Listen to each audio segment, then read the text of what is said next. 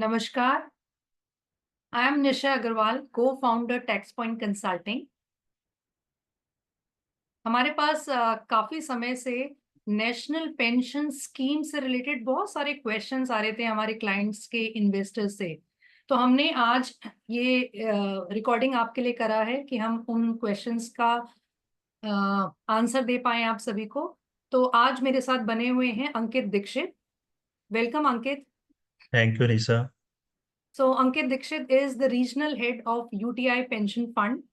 So Ankit, मैंने thank you first of all for accepting my request at such a short notice. Thank you So thank I'm you. obliged. अंकित, जैसा मैंने अभी बताया कि हमारे पास पिछले कुछ महीनों से नेशनल पेंशन स्कीम को लेके बहुत सारे क्वेश्चंस आ रहे थे हमारे क्लाइंट्स के।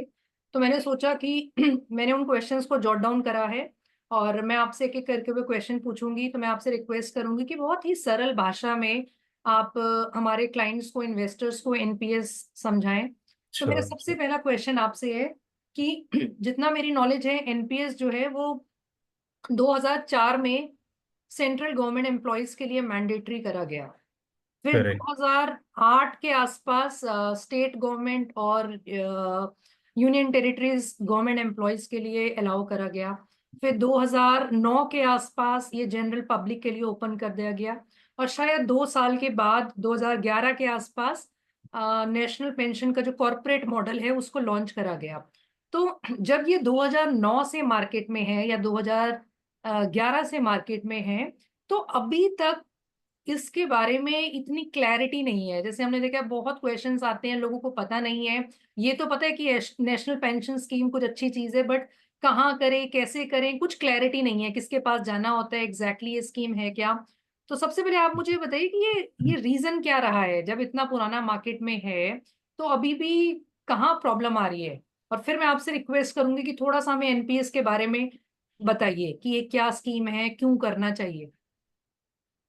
बिल्कुल निशा, ठीक कहा आपने। 2004 से ये स्टार्ट हुआ था। और इनिशियली जो ऑब्जेक्टिव था गवर्नमेंट का, सो ये था कि पहले गवर्नमेंट डायरेक्टली कंट्रीब्यूट करती थी गवर्नमेंट एम्प्लॉयज़ की पेंशन के लिए।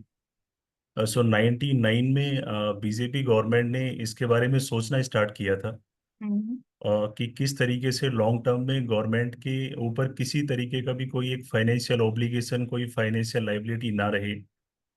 किस तरीके से सोशल सिक्योरिटी दी जाए। और जो गवर्नमेंट एम्प्लॉयज़ हैं, तो एक डिफाइंड कंट्रीब्यूशन में उनको शिफ्ट करें, ताकि कुछ वो कंट्रीब्यूट करें और कुछ गवर्नमेंट कंट्रीब्यूट करें। और कलेक्टिवली एक एक गवर्नमेंट एम्प्लॉय का जो एक वर्किंग टेन्योर है, उस टेन्योर में वो इतना पैसा एक्यूमुलेट कर पाए, इतने फंड्स एक्यूमुलेट कर पाए कि रिटायरमेंट के बाद उसकी जो एक फाइनेंशियल जर्नी है, फाइनेंशियल लाइफ है, वो इजीली और स्मूथली चलती रहे। सो इनिशियली ऑब्जेक्टिव यही था गवर्नमेंट एम्प्लॉयज़ के लिए करने का। But over the time government ने रियलाइज़ किया कि सोशल सिक्योरिटी वो केवल गवर्नमेंट एम्प्लॉयज़ के लिए ही नहीं, वो हर सिटीजन के लिए, एवरी सिटीजन के लिए वो इम्पोर्टेंट है। हम्म।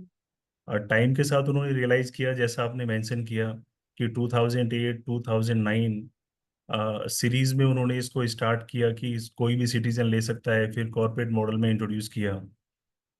बट एक सबसे बड़ा जो कंसर्न रहा है, जो जैसे कि आपने हाईलाइट किया, कि पेनिट्रेशन उस तरीके से और लोगों ने, पब्लिक ने उस तरीके से इस बेनिफिट को अवेल नहीं किया है। सो उसका सबसे जो कोर रीज़न है, सो मेरा सेंस ये है कि कोर रीज़न है कि अवेयरनेस मार्केट में उतना नहीं रहा है। और 2014 तक की जो जर्नी थी, सो उस जर्नी तक क्या रहा है कि फाइनेंशियल अवेयरनेस ओवरऑल सिस्टम में इतना नहीं था। कैपिटल मार्केट के मूवमेंट काफ़ी वॉलेटाइल रहे हैं 2014 से पहले। जब 14 में एक स्टेबल गवर्नमेंट आई, उस टाइम हम लोगों ने देखा कि कैपिटल मार्केट का जो एक अपसाइड, काफ़ी एग्रेसिव रन जो हम लोगों ने देखा है। सो उसके बाद काफ़ी अवेयरनेस आई है, काफ़ी चीज़ों से हम कोरिलेट कर सकते हैं कि इंडियन मार्केट में डीमैट अकाउंट के जो नंबर्स हैं, वो ऑलमोस्ट 2 करोड़ उस टाइम पे थे 2014 में। हम्म। आज हम उसको देखें तो करीब वो 15 करोड़ से ज़्यादा हैं। सो ये अपने आप में एक बहुत बड़ा फाइनेंशियल चेंज है सिस्टम के अंदर। सो अब अवेयरनेस आने लगी है, कैपिटल मार्केट में कॉन्फिडेंस बिल्ड हो रहा है। सो अवेयरनेस एक रीज़न था। कुछ और भी रीजंस रहे हैं। जो टैक्स सेविंग, इसके अंदर कुछ इंसेंटिव्स गवर्नमेंट ने इंट्रोड्यूस किए हैं। सो इनिशियल जो डेज थे वो सब नहीं थे बेनिफिट। वो हम्म। बेनिफिट आने के बाद अब लोगों को वो अट्रैक्ट करने लगा है कि आप टैक्स भी सेव कर सकते हैं इन्वेस्टमेंट के साथ में। इनिशियली जब ये प्रोडक्ट लॉन्च हुआ था, स्कीम लॉन्च हुई थी, तो उस टाइम पे कुछ लिमिटेशंस थी कि आप इक्विटी के अंदर अपना जो इन्वेस्टमेंट है एक सर्टेन लिमिट तक ही जा सकते हैं। सो वो कहीं ना कहीं आपका टोटल रिटर्न जो जनरेट होना था उसको रेस्ट्रिक्ट करता था। तो ये हम्म। काफ़ी सारी रीजन रहे हैं, लेकिन ओवर द टाइम गवर्नमेंट ने, रेगुलेटर ने, पीएफआरडीए ने काफ़ी एफर्ट्स किए हैं। सभी पार्टिसिपेंट्स के बहुत अच्छे एफर्ट रहे हैं। अब अवेयरनेस काफ़ी अच्छे लेवल पे है। अगर लास्ट फाइनेंशियल ईयर का हम लोग देखते हैं, सो एनपीएस का जो एक टोटल एसेट्स हैं, एयूएम जो है एनपीएस का, उसका ग्रोथ रेट है that is close to 30%। So 30% is a okay. Very healthy growth rate. अब तो ये चीज़ अब ग्रो करने लगी है। अवेयरनेस अगर हम कंपेयर करें कि पिछले 2 दशकों का, जो 2 डेकेड्स का हम अवेयरनेस चेक करें, सो अब अवेयरनेस का लेवल काफ़ी है और काफ़ी स्पीड से पेनिट्रेशन जो है नेशनल पेंशन स्कीम का वो सिस्टम के अंदर इंक्रीज हो रहा है। ओके। सो अब मैं आपसे रिक्वेस्ट करूंगी कि थोड़ा सा इस नेशनल पेंशन स्कीम को आप एक्सप्लेन करिए कि ये क्या है, हमें इसमें क्यों लगाना चाहिए, किसको लगाना चाहिए। Okay. So national pension scheme, जैसे आपने एक वर्ड यूज किया, इसमें 3 वर्ड है आपका, नेशनल पेंशन स्कीम। सो ये एक पेंशन स्कीम है और एक प्राइमरी ऑब्जेक्टिव जो है इस स्कीम का वो आपका सोशल सिक्योरिटी है, कि एक सामाजिक सुरक्षा। इंडिया एक कंट्री, एक डेवलपिंग कंट्री है हम लोग। और डेवलपिंग कंट्री में एक बहुत बड़ा चैलेंज है कि एक काफ़ी बड़ा जो तबका है पॉपुलेशन का, तो वहाँ पे फाइनेंशियल स्ट्रेस काफ़ी है। हम्म। नंबर ऑफ गवर्नमेंट एम्प्लॉयज उतना ज़्यादा नहीं है इंडिया के अंदर, प्राइवेट सेक्टर अभी ग्रोइंग स्टेज में है। तो सोशल सिक्योरिटी एक जो है काफ़ी बड़ा कंसर्न है। हम्म। एनपीएस सबसे पहले आपके इस कंसर्न को एड्रेस करता है कि आपके पास पेंशन का क्या अरेंजमेंट है। अगर कोई गवर्नमेंट एम्प्लॉय है तो उसके पास अरेंजमेंट है, गवर्नमेंट ने उसके लिए किया हुआ है। अगर कोई प्राइवेट सेक्टर में एम्प्लॉय है, सो वहाँ पे भी कुछ अरेंजमेंट्स हैं कि आपका पीएफ डिडक्शन होना है, कुछ और बेनिफिट्स वहाँ पे अवेलेबल हैं। लेकिन अगर कोई सेल्फ एम्प्लॉयड है या किसी के पास एम्प्लॉयमेंट नहीं है, सो एनपीएस हर सेगमेंट के लिए है। काफ़ी लोगों का इसमें ये मानना है कि केवल गवर्नमेंट एम्प्लॉयज ही इसका बेनिफिट ले सकते हैं, बट ये गवर्नमेंट एम्प्लॉयज के लिए भी है, आपका प्राइवेट सेक्टर एम्प्लॉयज के लिए है, सेल्फ एम्प्लॉयड के लिए है, और एक अनएम्प्लॉयड आदमी भी एनपीएस के जो बेनिफिट्स हैं वो अवेल कर सकता है। अभी यहाँ पे बात करेंगे कि ये पेंशन वर्ड हमने मल्टीपल टाइम यूज किया कि क्या पेंशन कैसे।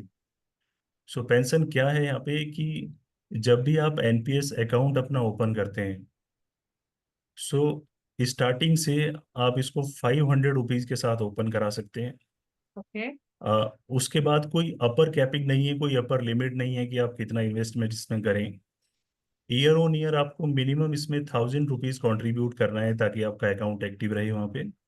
ओके। आपकी जो पूरी लाइफ जर्नी होगी, जब तक आपका एक रिटायरमेंट एज होगी आपका 58 और 60, सो उस पॉइंट तक पहुंचते हुए आपके पास एक इतना अच्छा कॉर्पस होगा कि उसके बाद 60% जो आपका अमाउंट होगा टोटल कॉर्पस का, हम्म। वो टैक्स फ्री गवर्नमेंट और एनपीएस जो एंटिटीज हैं वो आपको वापस कर देंगी। ओके। जो 40% आपका वहाँ पे अमाउंट रिमेनिंग होगा, उससे लाइफ टाइम के लिए आपको पेंशन मिलेगी। अभी ये जो पेंशन हम मिलने की बात कर रहे हैं, ये कौन देगा? सो इंडिया के अंदर रेगुलेटर है पीएफआरडीए, और आपका इंश्योरेंस एक रेगुलेटरी बॉडी है। सो पीएफआरडीए लाइसेंस प्रोवाइड करता है कि आप एनपीएस की सर्विसेज मार्केट में दे सकें। वहीं जो इंश्योरेंस रेगुलेटरी बॉडी है वो आपका लाइसेंस प्रोवाइड करती है कि मार्केट में आप एन्युटी प्लान या पेंशन प्लान दे सकें। तो जब आप अपना रिटायरमेंट पे पहुंचते हैं, 60% कॉर्पस आपको टैक्स फ्री मिल गया। 40% कॉर्पस किस कंपनी को देना है, किस कंपनी से आपको पेंशन लेना है लाइफ टाइम, ये इन्वेस्टर पे डिपेंड करता है, ये उसका डिसीजन है कि 40% वो किसी भी इंश्योरेंस कंपनी को देंगे जिसमें करीब 14 और 15 पेंशन प्रोवाइडर्स हैं, एनुइटी प्रोवाइडर्स। सो उनमें से किसी को भी वो ऑप्ट कर सकता है। वो पैसा डायरेक्टली पेंशन कंपनी को जाएगा और नेक्स्ट मंथ ऑनवर्ड उसका पेंशन स्टार्ट होगा। ओके। तो जब हम एनपीएस की बात करते हैं, इसमें कुछ टीयर 1 टीयर 2 अकाउंट का डिस्कशन आता है। तो अंकित, ये क्या है टीयर 1 टीयर 2, और हमें कौन सा अकाउंट ऑप्ट करना है? ओके। बिल्कुल ठीक है आपने कि इसमें टीयर 1 और टीयर 2 दो टाइप का अकाउंट है। जो टीयर 1 अकाउंट है, सो बेसिकली इसको डिजाइन किया हुआ है कि एनपीएस का जितने भी बेनिफिट्स हैं, हम हम्म। बार बार बात कर रहे हैं कि टैक्स फ्री मैच्योरिटी, या जब भी आप हम्म। इन्वेस्ट करते हैं तो आपको कुछ टैक्स बेनिफिट्स मिलते हैं, हम लोग डिटेल में बात करेंगे उस पर भी। तो वो सारे बेनिफिट्स हैं वो आपके टीयर 1 अकाउंट में अवेलेबल हैं। ओके। लेकिन टीयर 1 अकाउंट में कुछ चीज़ें ऐसी हैं लिक्विडिटी पार्ट पे, कि आप उसमें से एक सर्टेन अमाउंट ही आप विड्रॉ कर सकते हैं अपना रिटायरमेंट से पहले। सो गवर्नमेंट ने उसके अंदर एक टीयर 2 अकाउंट भी इंट्रोड्यूस किया है कि अगर आपको कुछ पैसा ऐसा रखना है, लिक्विडिटी ऐसी रखनी है कि जिस पैसे की जरूरत आपको लगे और आप विड्रॉ करना चाहें, तो हम्म। टीयर 2 अकाउंट के अंदर वो फैसिलिटी है कि आप कभी भी कितना भी पैसा जितना आपका उसके अंदर है वो सारा विड्रॉ कर सकते हैं, वहाँ पे कोई लिमिटेशन नहीं है। बट जितने भी आपके टैक्स बेनिफिट हैं, पेंशन बेनिफिट हैं, और टैक्स मैच्योरिटी बेनिफिट है, आपका टैक्स फ्री मैच्योरिटी बेनिफिट, हम्म। वो केवल आपका टीयर 1 अकाउंट में अवेलेबल है। जब भी आप एनपीएस अकाउंट को ओपन कराने जाएंगे, सो वहाँ पे मैंडेटरीली आपको टीयर 1 अकाउंट से ही स्टार्ट करना है। ओके। टीयर 2 अकाउंट आपके लिए ऑप्शनल है कि आपको उसको ओपन करना है कि नहीं करना तो है। Tier 2 is additional? Yes, tier 2 is additional and optional. Okay.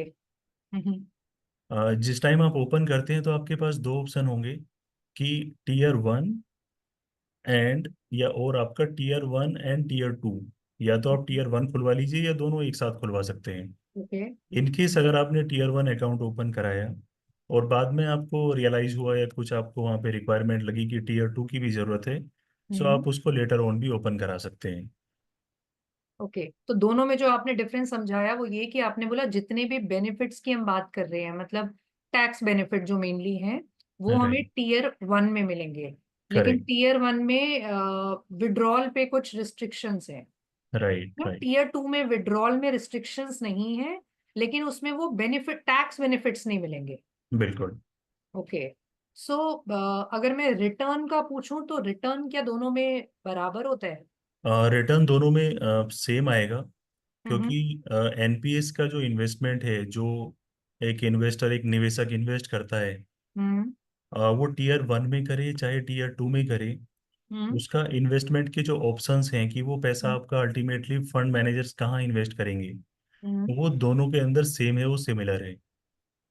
अगर ओके। टीयर 1 आप करने जाएंगे तो आपसे पूछा जाएगा कि आपको इक्विटी कंपोनेंट कितना रखना है, आपको हम्म। गवर्नमेंट सिक्योरिटीज कितना रखना है, हम्म। आपको कॉरपोरेट बॉन्ड कितना रखना है, या ऑल्टरनेट एसेट्स कितना रखना है। तो दो चॉइस आपको वहाँ पे मिलती है टीयर 1 में भी और टीयर 2 में भी, कि ओके। आप उसको, आपका खुद का डिसीजन होगा, आप खुद रखना चाहेंगे कि किसमें कितना पैसा लगाना है, या फिर आप फंड मैनेजर के ऊपर वो डिसीजन छोड़ना चाहेंगे कि किस एसेट क्लास में वो कितना पैसा लगाए। सो इस रीजन की वजह से दोनों के जो रिटर्न्स हैं, अगर आपने सेम टाइम पे पैसा लगाया है, सो हम्म। मोस्ट प्रोबेबली जो रिटर्न्स होंगे वो दोनों के सिमिलर होंगे। ओके। तो जैसा अभी हमने बात करा, जो टीयर 1 है उसमें टैक्स बेनिफिट्स मिलेंगे, या लास्ट बजट से एनपीएस बहुत ज्यादा मार्केट में डिस्कशन में आया है। तो जो हम टैक्स बेनिफिट्स की बात कर रहे हैं, देखिए जब टैक्स बेनिफिट की हम बात करते हैं ना, तो नॉर्मल जनता को 80C समझ में आता है। 80C मतलब जहां भी इन्वेस्टमेंट करेंगे 1.5 लाख रुपए तक का इनकम जो है वो टैक्स, मतलब उस पर टैक्स नहीं लगता, उसमें डिडक्शन मिल जाता है। तो जब हम कह रहे हैं एडिशनल टैक्स मिलेगा, तो थोड़ा सा मैं चाहूंगी आप ये इस चीज को एक्सप्लेन करें कि क्या एडिशनल मिलेगा। कि 1.5 लाख तो अभी भी मिलता है, क्या हमें उसके बिल्कुल। अलावा कुछ मिलेगा, या क्या एडिशनल बेनिफिट्स हैं? और लास्ट बजट से ये बहुत ज्यादा डिस्कशन में क्यों आ रहा है, क्या ऐसा चेंज हुआ? बिल्कुल। सुनीसा, इस क्वेश्चन का जो बेटर आंसर है वो करने के लिए इसको दो पार्ट में डिवाइड करते हैं। हम्म। और फर्स्ट पार्ट उन लोगों के लिए है जो ओल्ड टैक्स रिजीम में है, ओके। ताकि वो कोरिलेट कर पाए कि मेरे लिए इसमें क्या है, कंफ्यूजन क्रिएट हम्म। ना हो। सो अगर कोई भी ओल्ड टैक्स रिजीम में है तो उसके पास एनपीएस में तीन सेक्शंस अवेलेबल हैं। जो फर्स्ट सेक्शन है आपका, ये आपका सेक्शन 80C है, जिसके अंदर आपका सब सेक्शन आएगा 80CCE। इसके अंदर आपको इनकम टैक्स एक्ट 1961 अलाउ करता है कि आप 1.5 लाख तक का इन्वेस्टमेंट एनपीएस में करके रिबेट ले सकते हैं। ओके। और ये जो 80C है, ये वही बेनिफिट है जो आपको म्यूचुअल फंड का ईएलएसएस में मिलता है, पीपीएफ में मिलता है। सो ये इंक्लूसिव है। जो आप वहाँ पे डाल रहे हैं, तो ऐसा नहीं है कि एडिशनल यहाँ पे है। ये ओवरऑल 1.5 लैक्स है जो आपका ओके, सेक्शन तो एटी जो सी अभी में है। 1.5 लाख हर कोई अवेल करता है, ये उसी का एक पार्ट है। करेक्ट। ठीक है। सेकंड जो यहाँ पे सेक्शन आएगा, सो that is 80CCD sub section 1B। Okay. ये सेक्शन अलाउ करता है कि 1.5 लाख के एडिशनल, उससे हम्म। ऊपर आप 50,000 का जो अमाउंट है, 50,000 का, वो आप एनपीएस में लगा के कलेक्टिवली 2 लाख तक का रिबेट ले सकते हैं। ओके। सॉरी। सो तो 1.5 लाख हो गया, हम्म। एडिशनल 50,000 हो गया। हम्म। एक थर्ड सेक्शन है यहाँ पे, अवेयरनेस काफ़ी कम है, इंटरेस्टिंगली काफ़ी बड़ा बेनिफिट है। सो ये बेनिफिट यहाँ पे इंडिकेट करता है कि कोई भी सैलरीड एम्प्लॉई किसी भी स्ट्रक्चर में, किसी वो फर्म, पार्टनरशिप फर्म में वर्किंग है या किसी प्राइवेट लिमिटेड कंपनी में वर्किंग है, कहीं पे भी वर्किंग है और वो सैलरी वहाँ से ड्रॉ कर रहा है, सो वहाँ पे बेनिफिट होगा कि वो अपना बेसिक सैलरी का 10% up to maximum 7.5 lakhs, hmm. Basic salary का 10% अप टू मैक्सिमम 7.5 लैक्स तक एवरी फाइनेंशियल ईयर में अगर वो एनपीएस में इन्वेस्ट करे, सो ये पैसा आपका 2 लाख के एडिशनल जो है आपका टैक्स फ्री होगा आपकी सैलरी इनकम से। तो टोटल यहाँ पे 3 सेक्शन हो गए। फर्स्ट आपका हम्म। 1.5 लैक्स, हम्म। सेकेंड 50,000, और थर्ड हो गया आपका 10% of your basic salary up to 7.5 lakhs. So मैं यहाँ पे एग्जांपल दूंगा कि अगर आपका मंथली और आपका जो है टोटल 10 लाख का बेसिक सैलरी है एनुअल, सो उस केस में आप मैक्सिमम 1 लाख रुपए इस सेक्शन में डाल के और एनपीएस में अपना सैलरी के अंदर डिडक्शन दिखा सकते हैं। ये तीनों बेनिफिट्स कलेक्टिवली अगर आप लें, तो 9.5 लैक्स तक का मैक्सिमम एक लिमिट अलाउड है एक फाइनेंशियल ईयर में। और ये जो लिमिट है तीनों, ये जो 9.5 लैक्स का है, ये केवल ओल्ड टैक्स रिजीम में अवेलेबल है। ओके। अभी शिफ्ट करते हैं हम लोग कि अगर कोई न्यू टैक्स रिजीम में है तो उसके लिए क्या है। सो यहाँ पे एक इंटरेस्टिंग पार्ट ये है कि न्यू टैक्स रिजीम में केवल एनपीएस ही है जो आपको टैक्स सेव करने का ऑप्शन देगा। यस। लेकिन जो हमने 3 पार्ट डिस्कस किए हैं, 1.5 लैक्स, ये न्यू टैक्स रिजीम में नहीं है। नहीं है, करेक्ट। सेकंड हमने डिस्कस किया था 50,000, ये भी न्यू टैक्स रिजीम में नहीं है। लेकिन जो लास्ट हमने डिस्कस किया था section 80CCD sub section 2, hmm. 10% of basic salary, ये अभी लेटेस्ट बजट में गवर्नमेंट ने बोला है कि अगर आप न्यू टैक्स रिजीम में हैं, सो आप अपनी सैलरी का, बेसिक सैलरी का अप टू 14% तक एक फाइनेंशियल ईयर में मैक्सिमम 7.5 लाख तक का एनपीएस में इन्वेस्ट करके और अपनी सैलरी से डिडक्शन दिखा सकते हैं। सो मैं यहाँ पे रिपीट करूंगा कि आप जब भी आप आईटीआर फाइल करेंगे, आप ओल्ड टैक्स रिजीम में हैं या न्यू टैक्स रिजीम में हैं, सेक्शन 80CCD सब सेक्शन 2 का जो बेनिफिट है हम्म। आपका, वो ओल्ड टैक्स रिजीम में 10% ऑफ बेसिक सैलरी है मैक्सिमम, और न्यू टैक्स रिजीम में आपका 14% ऑफ योर बेसिक सैलरी है। सो ये बेनिफिट है। बट इसमें एक चीज़ मैं और ऐड करूंगा कि ये जो 80CCD सब सेक्शन 2 का बेनिफिट है, इस बेनिफिट को केवल और केवल सैलरीड एम्प्लॉय ले सकता है। और सैलरीड एम्प्लॉय को लेने के लिए जो मैकेनिज्म होगा, वो हम्म। जिस कंपनी में, जिस कॉर्पोरेट में वर्किंग है, हम्म। उस कंपनी को पहले किसी पेंशन फंड मैनेजर को अपॉइंट करना होगा। इंडिया के अंदर टोटल 11 पेंशन फंड मैनेजर्स है, इंक्लूडिंग यूटीआई पेंशन फंड। सो वो किसी को भी अपॉइंट कर सकते हैं।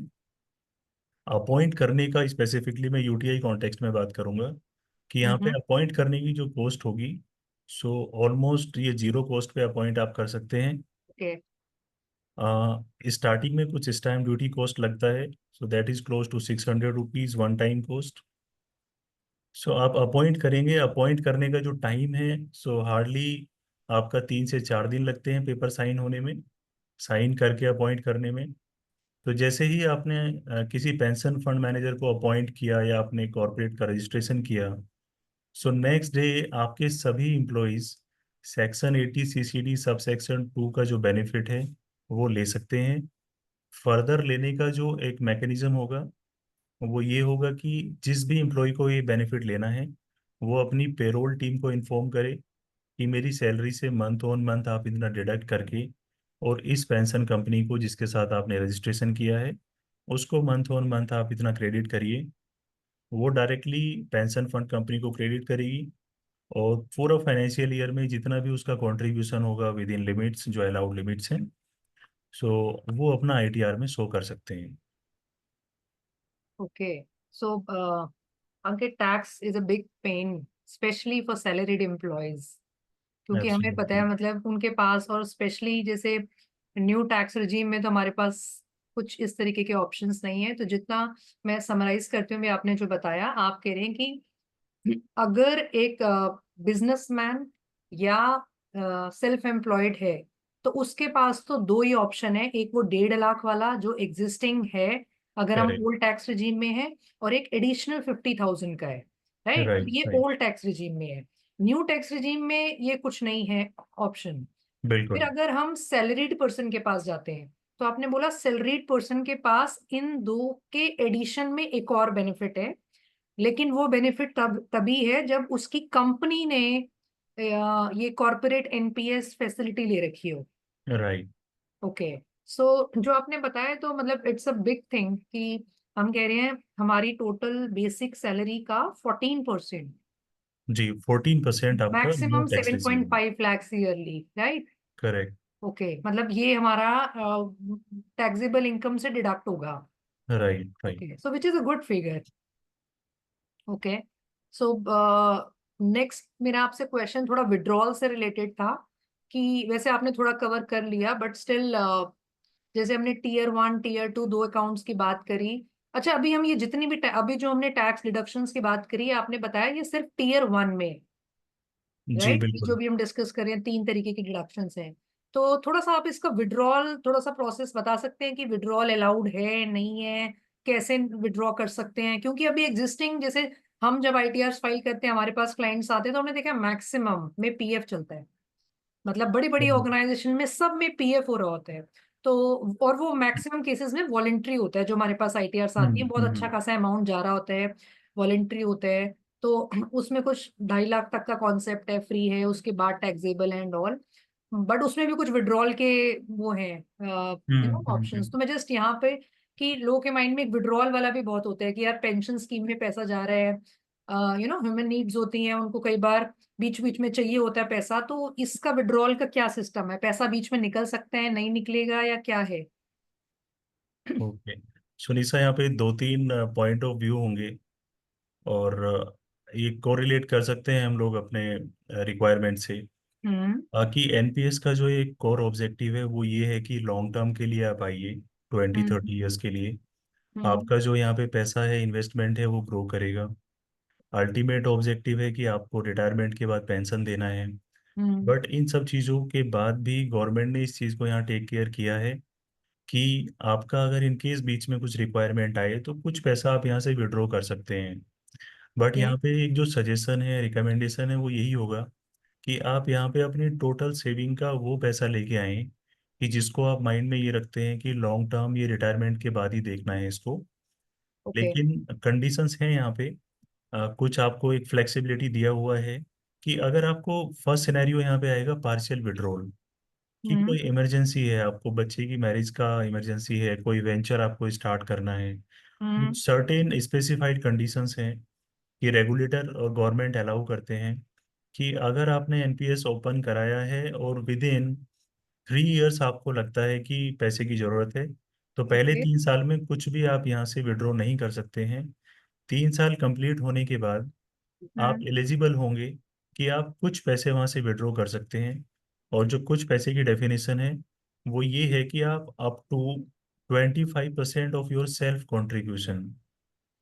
ओके। पहले 3 साल में जो भी आपने कंट्रीब्यूट किया है, क्योंकि कई बार क्या होगा, मोस्ट ऑफ द टाइम होगा कि 3 इयर्स का जो टाइम है, आपने कंट्रीब्यूट किया है, लेट्स से आपने 1 लाख रुपीज कंट्रीब्यूट किया, और उस पे आपका 40,000 का गेन आ गया, जो मार्केट के अंदर आपको अपसाइड मूवमेंट मिला।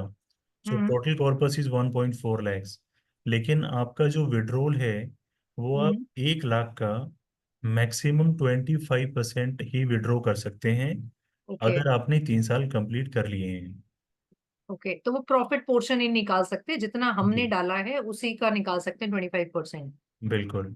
ओके। अभी नेक्स्ट क्वेश्चन यहाँ पे ये हो सकता है कि ये कितनी बार हम कर सकते हैं। सो आंसर इज कि टोटल जो आपका एक टेन्योर है, लाइफ टेन्योर है हम्म। पेंशन के अंदर, एनपीएस के हम्म। अंदर, सो टोटल टेन्योर में मैक्सिमम आप 3 बार ऐसा कर सकते हैं ओके।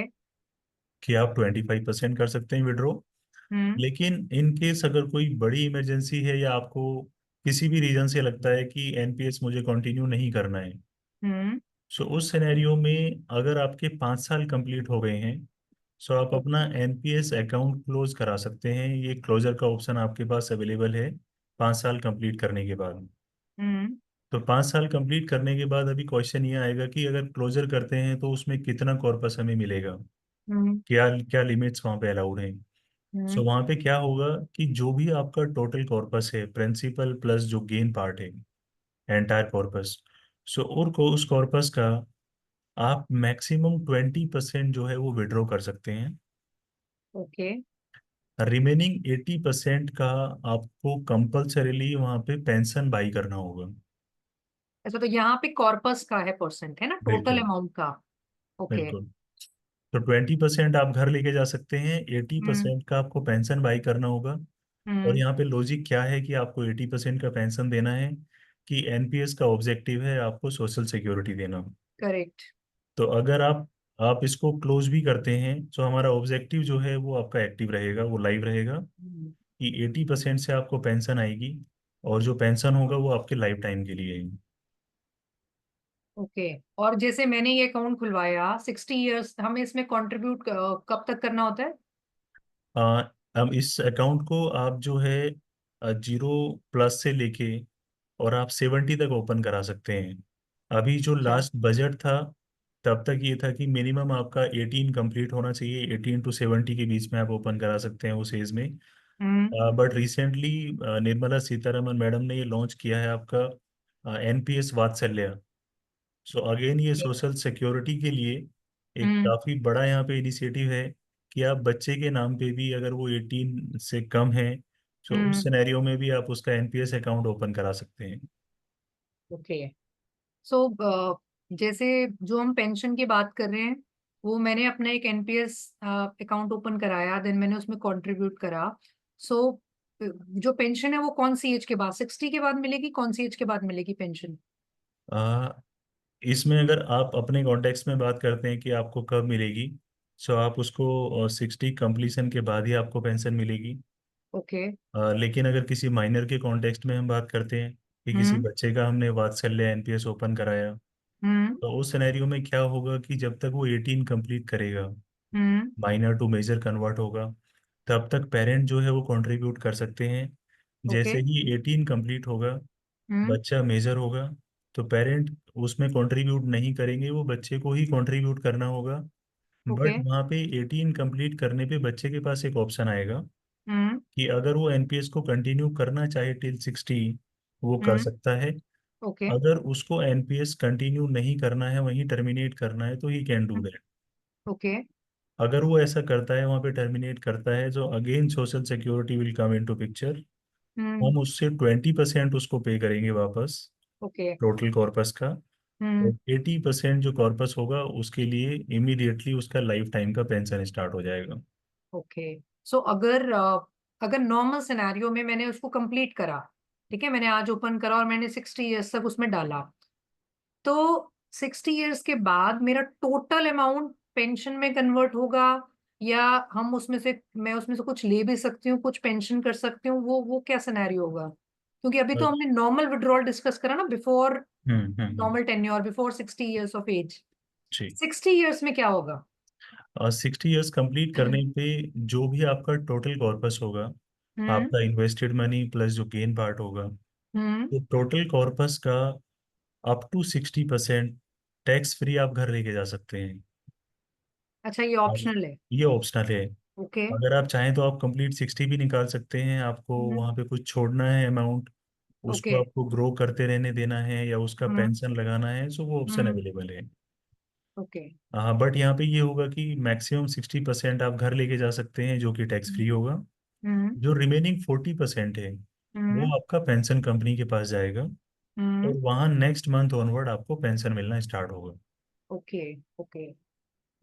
तो इसमें जैसे सपोज अगर किसी सिनेरियो में एक पर्सन ने लगाया, मिस्टर ई ने पेंशन ऑप्ट करा, वो लगा रहे हैं, और सपोज 50 की एज में उनकी डेथ हो जाती है, तो उस सिनेरियो में किसको कितना क्या मिलेगा? किसी भी डेथ केस में क्या होगा कि जो भी नॉमिनी आपके अकाउंट के अंदर रजिस्टर्ड है, hmm. So nominee can claim entire amount death का। तो हम्म। तुरंत बाद वो उसका डेथ सर्टिफिकेट अपने डॉक्यूमेंट सबमिट करें, और सबमिट करने के बाद जो मैक्सिमम प्रोसीजर है, हम्म। सो मैक्सिमम आपका अप टू 30 डेज है। 30 दिन के अंदर उनका टोटल अमाउंट जो भी मार्केट वैल्यू के अकॉर्डिंग कॉर्पस है वो हम्म। नॉमिनी को मिल जाएगा। ओके। और अगर मेरा 60 इयर्स की एज हो जाती है, सपोज मेरी पेंशन स्टार्ट हो गई, 10 साल मैंने पेंशन ले ली, अब 70 की एज में मेरी डेथ हो जाती है, तो उस सिनेरियो में क्या होगा? सो उस सिनेरियो में क्या होगा कि जब भी आप रिटायरमेंट कंप्लीट करके 60 हम्म। कंप्लीट करने के बाद पेंशन बाई करते हैं, हम्म। तो उस टाइम कुछ पेंशन वेरिएंट अवेलेबल होंगे आपके पास।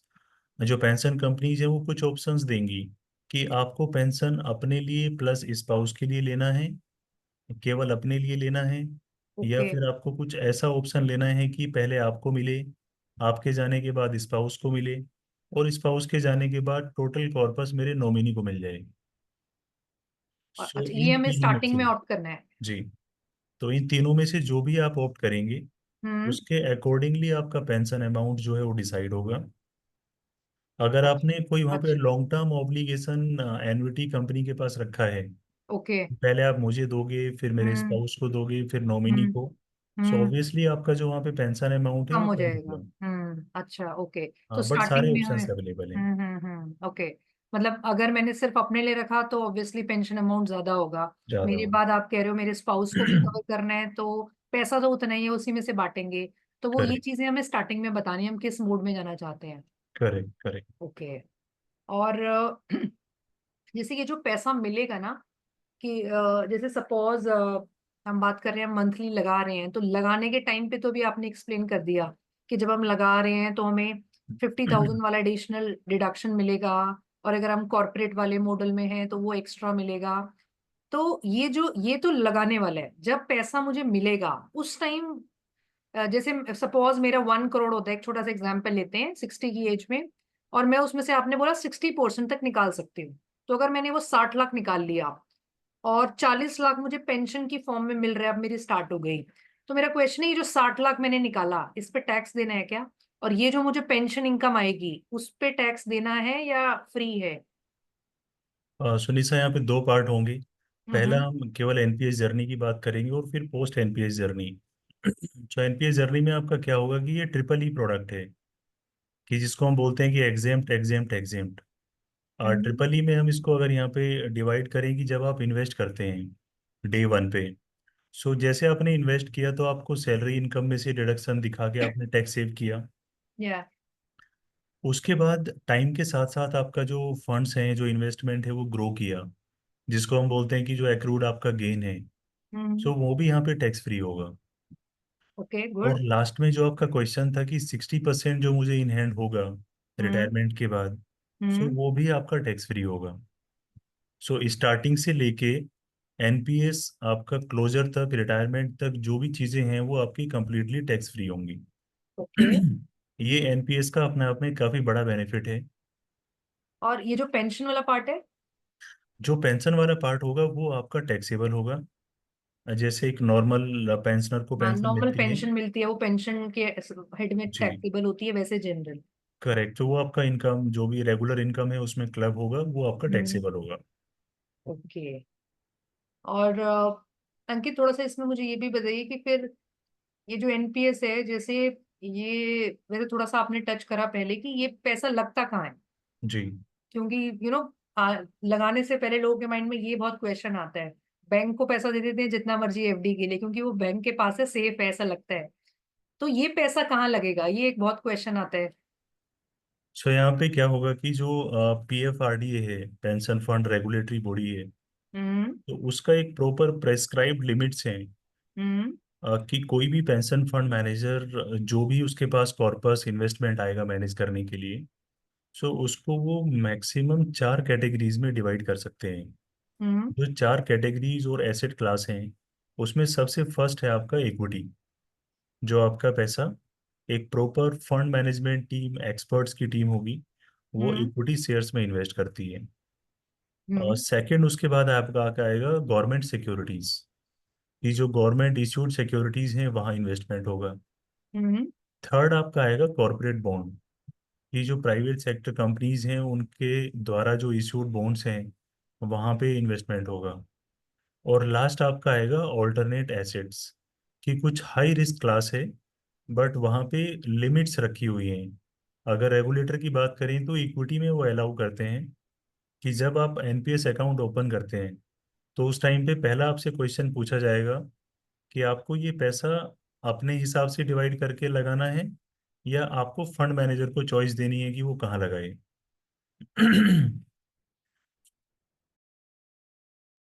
सो अगर आपने वहाँ पे ऑटो चॉइस लिया, ऑटो चॉइस हम बोलते हैं कि आपने फंड मैनेजर पे छोड़ दिया कि आप डिसाइड करिए आपकी एक्सपर्टीज के अकॉर्डिंग कि आपको आ, कहाँ पैसा जो है ये ठीक लगता है आप लगा सकते हैं। सो वहाँ पे क्या होगा कि इनिशियली हम लोग एक सर्टेन परसेंटेज इक्विटी में रखेंगे, हम्म। मॉडरेटली। जैसे जैसे वहाँ पे इन्वेस्टर की एज इंक्रीज होगी, वो रिटायरमेंट के नज़दीक आएंगे, तो हम लोग वहाँ पे इक्विटी का जो कंपोनेंट है वो धीरे धीरे रिड्यूस करते जाएंगे ओके। और डेट का जो कंपोनेंट है वो इंक्रीज करते जाएंगे, ताकि इनिशियली हम पैसे को ग्रो कराएं और उसके बाद उसको प्रोटेक्ट करें। सेकंड ऑप्शन आपके पास रहेगा कि आपने खुद चूज करना है कि मेरा पैसा कहाँ इन्वेस्ट हो, कितना इन्वेस्ट हो, वो राइट हम्म। मैं अपने पास रखूंगा। हम्म। उस केस में क्या होगा कि इन्वेस्टर के पास लिमिट होगा कि अगर वो इक्विटी में इन्वेस्ट करना चाहे अपने टोटल अमाउंट का, so he can invest maximum up to 75%। Okay. अगर 100 रुपीज इन्वेस्ट करता है तो मैक्सिमम इक्विटी में 75 रुपीज वेरीफाई इन्वेस्ट करा। कर सकते हम्म। हैं। सेकेंड एसेट क्लास है वहाँ पे कॉर्पोरेट बॉन्ड। अगर इन्वेस्टर को लगता है कि मुझे इक्विटी में इन्वेस्ट नहीं करना है, पूरा सेफ चलना है, मुझे हम्म। वॉलेटिलिटी नहीं देखनी है, मेरी रिटर्न्स की एक्सपेक्टेशन कम है, hmm. So he can invest between 0 to 100 in corporate bond. Okay.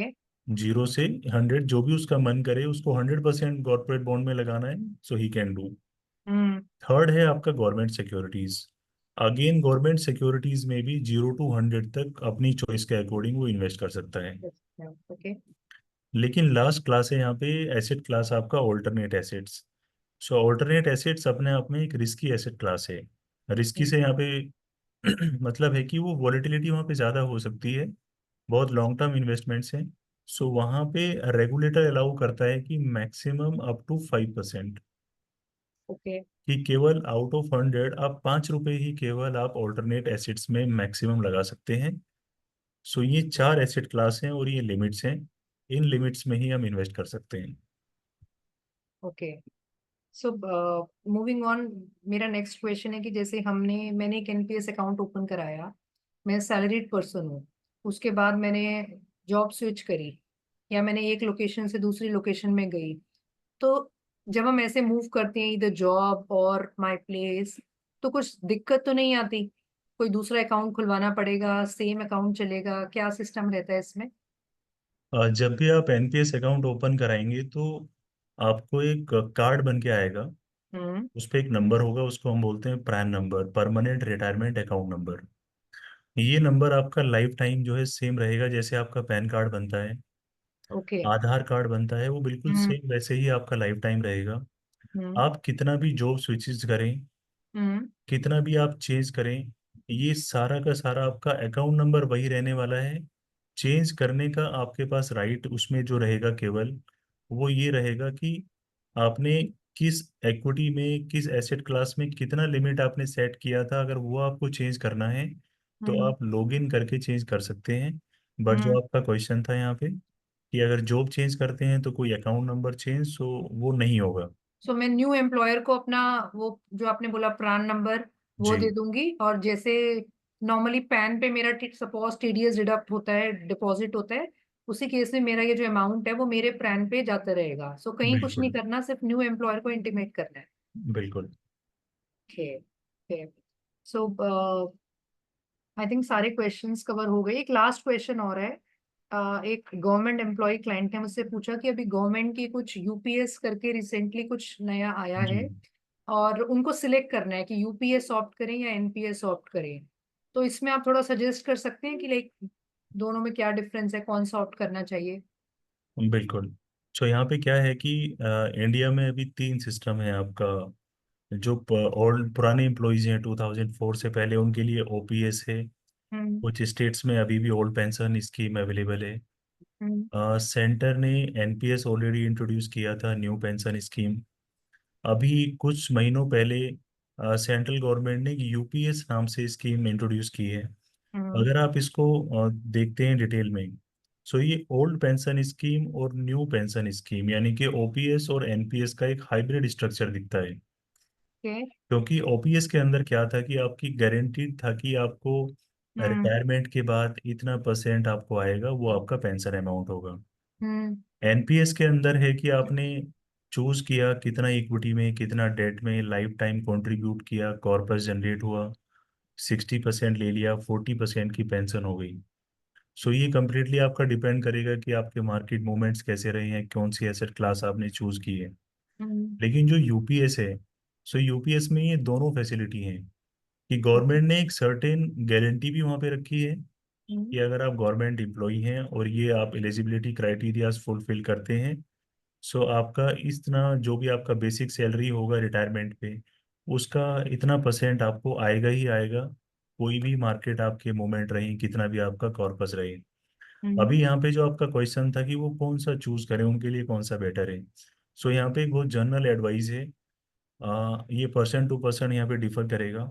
But general advice एक ये है कि अगर कोई भी गवर्नमेंट एम्प्लॉई अपने रिटायरमेंट के काफ़ी नज़दीक है, हम लोग कह सकते हैं कि अगर 50+ में है और हम्म अभी 5 6 7 साल उसका रिटायरमेंट में है, सो उसके लिए कहीं ना कहीं यूपीएस जो है वो एक बेटर चॉइस हो सकती है। क्योंकि वहाँ पे गारंटी है और नियर हम्म टर्म में उसके पास विजिबिलिटी है कि मेरा रिटायरमेंट होने वाला है, रिटायरमेंट पे मुझे इतना पेंशन आए। हम्म सो वो क्लैरिटी उसके पास रहेगी। लेकिन अगर किसी के पास टाइम है, अभी 10 इयर्स 20 इयर्स का टाइम है, सो एनपीएस जो है वो एक बेटर चॉइस हो सकती है। क्योंकि एनपीएस में आप 75% तक आप इक्विटी में इन्वेस्ट कर सकते हैं। गवर्नमेंट सिक्योरिटीज अपने आप में एक अच्छा सेगमेंट है रिटर्न्स बनाने के लिए। सो उस केस में अगर लॉन्ग टर्म आपके पास है 10 20 इयर्स 30 इयर्स, सो एनपीएस एक बहुत अच्छा कॉर्पस आपको रिटायरमेंट पे लेके जा सकता है। बट अगर आपका रिटायरमेंट अभी काफी नियर है तो UPS can be a good choice. Okay okay. तो thank you so much, Ankit, for your time and for giving insights on NPS. I'm sure ये information जो है हमारे clients के, investors के बहुत काम आएगी. So आप सभी का भी हमारे साथ जुड़ने के लिए बहुत बहुत धन्यवाद. अगर आपको ये सेशन informative लगा तो मैं आपसे रिक्वेस्ट करूंगी आप हमारी इस वीडियो को लाइक जरूर करें, और अपने फ्रेंड्स, अपने फैमिली, अपने कोलिग्स के साथ शेयर जरूर करें. आपका जितना हमें सपोर्ट मिलेगा in the forms of like and sharing, उतना ही हमारी कोशिश हमेशा यही रहती है कि हम जो अच्छे प्रोडक्ट्स हैं उनके बारे में डिस्कस करें, नई नई चीजें जो टैक्स चेंजेस हैं उनके बारे में आपको अवेयरनेस देते रहें. हमने पास्ट में भी बहुत सारी सीरीज चलाई हैं, नो योर एसेट सीरीज और बहुत सारी सीरीज चलाई हैं. तो मुझे पूरी आशा है कि ये इंफॉर्मेशन आपके बहुत काम आएगी. अगर आपके इससे रिलेटेड, एनपीएस से रिलेटेड कुछ भी सवाल हो तो आप टीम टैक्स पॉइंट से कनेक्ट कर सकते हैं. हम आपकी पूरी एनपीएस के प्रोसेस में आपकी हेल्प करेंगे और पूरी हैंड होल्डिंग आपको करेंगे. So thank you everyone. नमस्कार. Thank you so much Nisha, thank you.